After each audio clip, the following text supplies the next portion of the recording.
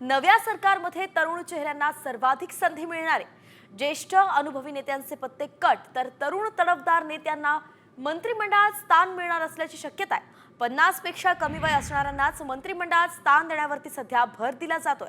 तर दिल्लीत देवेंद्र फडणवीसांच्या नावावरती शिक्कामोर्तब झाल्यावरती इतर मंत्र्यांची ही नावं निश्चित केली जाईल अशी माहिती आहे। एकंदरीतच कोणत्या तरुण चेहऱ्यांना संधी मिळणार आहे, तर भाजपच्या दौंडमधून राहुल कुल, पर्वतीच्या माधुरी मिसाळ आणि जळगाव जामोदचे आमदार संजय कुटे यांना मंत्रिमंडळात स्थान मिळण्याची शक्यता आहे।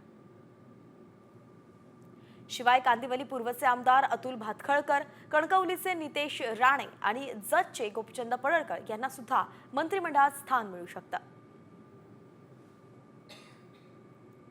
औरंगाबाद पश्चिमचे संजय शिरसाट, महाडचे भरत गोगावले आणि दापोलीचे योगेश कदम यांच्याही नावाची चर्चा आहे।